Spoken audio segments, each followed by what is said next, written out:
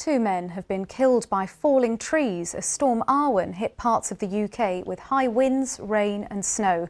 The storm caused damage across Scotland, Northern England, the Midlands and Wales, with winds of nearly 100 miles an hour, leaving more than 100,000 homes without power. There are further weather warnings across the UK today, as Emily Unia reports. Storm Arwen brought winds of more than 90 miles an hour to pummel the coast of northeast Scotland.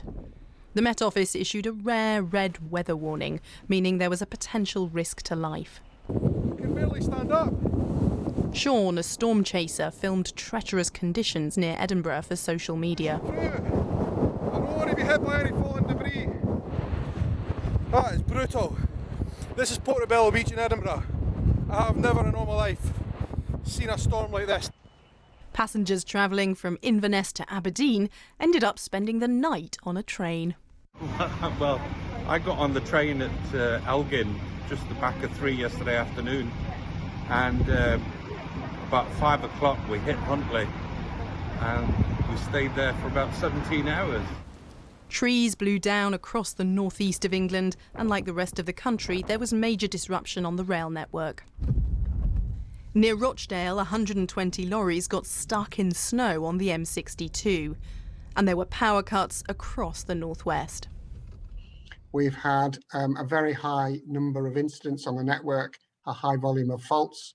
About 74,000 customers have had their power supply interrupted at some time, but we've restored supplies to 43,000 of those customers already. On this farm near St Asaph in North Wales, a shed roof blew down, damaging cars. And the bad weather also affected ITV's I'm a Celebrity, which had to be pre-recorded. A yellow weather warning for high winds across central England, Scotland, Wales and Northern Ireland remains in place until 6 o'clock this evening.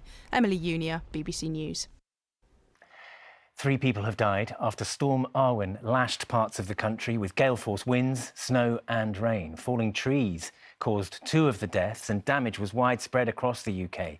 Tens of thousands of homes lost power and rail services and roads were still closed today. Helen Keenan reports.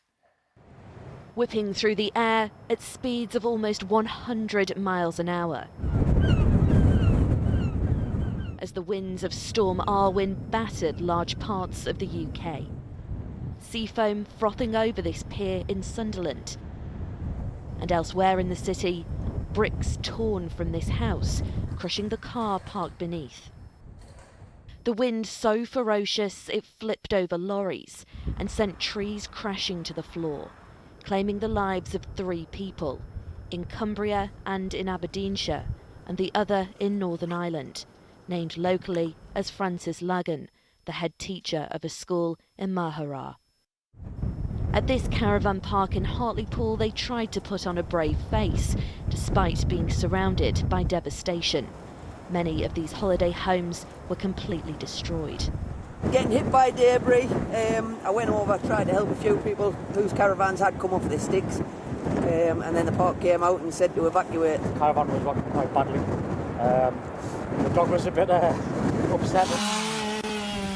So treacherous were the conditions that motorists were warned to keep off the roads, as the Met Office issued a rare red warning for the first time in almost 2 years. It's now largely been reduced to amber, but tens of thousands of homes across the country remain without power and more hazardous conditions expected over the next 24 hours. All that wet weather around on the ground, we're likely to see some ice forming by the time we get to Sunday morning. So we lose the wind, but then we see some icy conditions. And welcome to Wales, where, because of Storm Arwen, for the first time ever, we're not coming to you live. And further disruption to I'm a Celebrity. After a pre-recorded episode aired last night, stormy weather at the castle in North Wales, forcing ITV to cancel tonight and tomorrow's episode, as the chaos from Storm Arwen continues.